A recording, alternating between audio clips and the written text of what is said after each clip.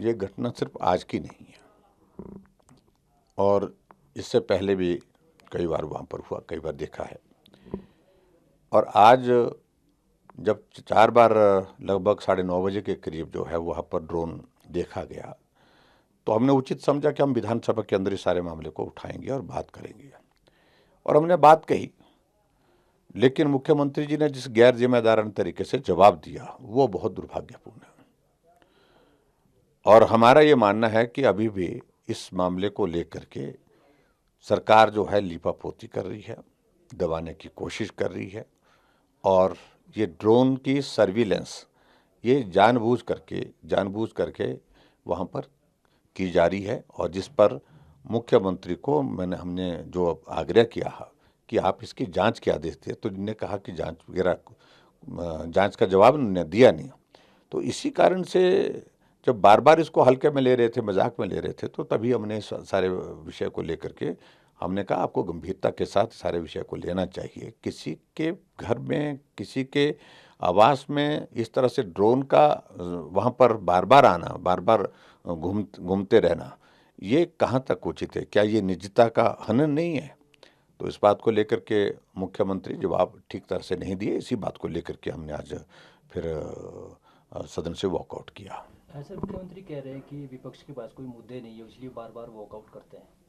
हमारे मुद्दों पर जवाब ही नहीं दे रहे हैं। तो आज मैंने प्रश्न किया कि हमारा जिस मुद्दे को लेकर के वॉकआउट हुआ, कॉलेज खोला है, उस कॉलेज में 205 बीघा ज़मीन हमने दी है, बजट प्रोविज़न किया है, टेंडर उस पर हो चुका है, लेकिन टेंडर अवार्ड नहीं होने दे रहे हैं। और इसलिए क्योंकि उस कॉलेज को बंद करना चाहते हैं, उस कॉलेज को अन्यत्र शिफ्ट करना चाहते हैं। और जिसको लेकर के ये जवाब नहीं देते, गोलमोल करते हैं। और उस तरह से सबसे बड़ी बात यह है कि सदन में कभी सत्य नहीं बोलते हैं, झूठ बोलते हैं। ये बहुत बड़ा एक दुर्भाग्य है वर्तमान सरकार का। और खासतौर से जो विपक्ष के विधायक हैं उनको प्रताड़ित किया जा रहा है। 8-8 घंटे हमारे विधायकों को वहाँ पर जांच के लिए पुलिस स्टेशन पर बिठाया जा रहा है। और वहाँ जांच के बाद चले जाते हैं, आधे रास्ते में फिर फोन आता कि आपको वापस आना होगा। फिर वापस आते हैं, फिर 4 घंटे और बिठाते हैं। ये कोई तरीका है? आखिरकार क्या करना चाह रहे हैं आप?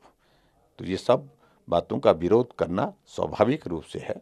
और जो हिमाचल प्रदेश में अभी शायद मुख्यमंत्री जी के या तो उनकी वो बेबस लग रहे हैं कि उनके हाथ में अधिकारी इतने बेलगाम हो गए हैं, अपनी मर्जी से करते हैं, या फिर मुख्यमंत्री का इशारा है, तो मैं समझता तो बहुत ही दुर्भाग्यपूर्ण है। कल जो एक उन्होंने डिसीजन लिया सर सैलरी को और ड्यूज को डेफर करने के बारे में, तो आपकी क्या प्रतिक्रिया है? तमाशा पूरे देश ने देखा, प्रदेश ने तो देखा ही देखा। 2 महीने की सैलरी डेफर की है। ऐसा नहीं कहा कि सैलरी नहीं लेंगे, लेकिन 2 महीने की सैलरी तीसरे महीने लेंगे, यानी कि तीसरे महीने 3 महीने की सैलरी इकट्ठा लेंगे। बेहतर होता अगर आर्थिक स्थिति प्रदेश की ठीक नहीं है, जो सीपीएस है उनको हटा देते, जिन पर करोड़ों रुपए आप खर्च कर रहे हैं, जिनके लिए वकील आपके दिल्ली से सुप्रीम कोर्ट से आकर के यहाँ पर फीस लेते रहे। 6 करोड़, मेरी जानकारी के मुताबिक 6 करोड़ के लगभग वकीलों को फीस दे चुके हैं। और यहाँ ऐसा ड्रामा करके, इस प्रकार से बचकानी हरकत करके कि भाई हम जो 2 महीने सैलरी नहीं लेंगे, तीसरे महीने लेंगे, यानी कि 2 महीने की सैलरी भी तीसरे महीने लेंगे। इससे क्या नुकसान होने वाला है मंत्रियों को, सीपीएस को? उनके पास बंगला आपने दे रखा है, कार दे रखी है, दफ्तर दे रखा है, क्या फर्क पड़ने वाला? सरकारी खर्च से सारा उनका दफ्तर भी चल रहा है, सरकारी खर्च से गाड़ी भी चल रही है, सरकारी खर्च से उनका घर जो है वो सारा सिस्टम चल रहा है। अगर 2 महीने सैलरी नहीं मिलती, तीसरे महीने सैलरी आप उनकी पिछली 2 महीने के साथ मिला करके देते हैं, तो उससे क्या होने वाला है? कोई भी इसमें तर्क नहीं है। और सही बात यह है कि सरकार को कोई भी ठीक दिशा में ले जाने वाला व्यक्ति नहीं है। यही विजन लेस हो गई गवर्नमेंट। ये आपको क्या लगता है सर, क्या मंशा जो 2 महीने की सैलरी जो ड्यूज डेफर किए गए हैं, क्या दर्शाना चाह रहे हैं? सिर्फ ये गिमिक है, जिसको बोल सकता हूँ मैं, जिसको सस्ती लोकप्रियता हासिल करने के लिए प्रयत्न किया है और जिसमें किरकिरी हुई है।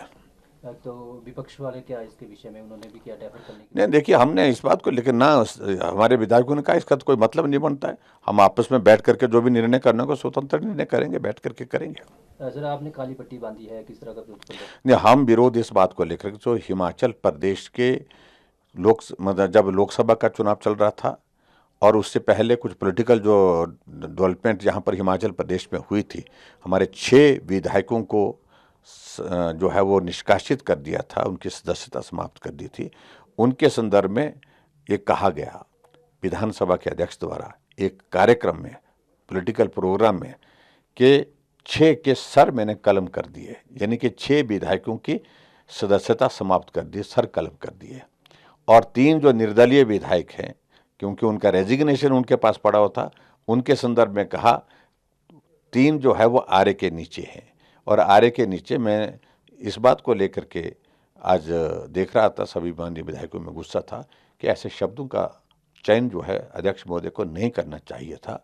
ये मानवीय दृष्टिकोण रखना चाहिए। आखिरकार कुलीग्स हैं एमएलए, उनके बारे में कि आपके सर कलम कर दिए, तो ये शब्द उचित नहीं थे। सर मुख्यमंत्री ने कहा कि जो ये सर कलम करने वाली बात एक उर्दू का शब्द है और स्पीकर ने जो ये डिसीजन लिया है दूसरे स्टेट के स्पीकर को भी। देखिए, उर्दू में चाहे किसी भी भाषा में बोले, जो गलत है वो गलत है।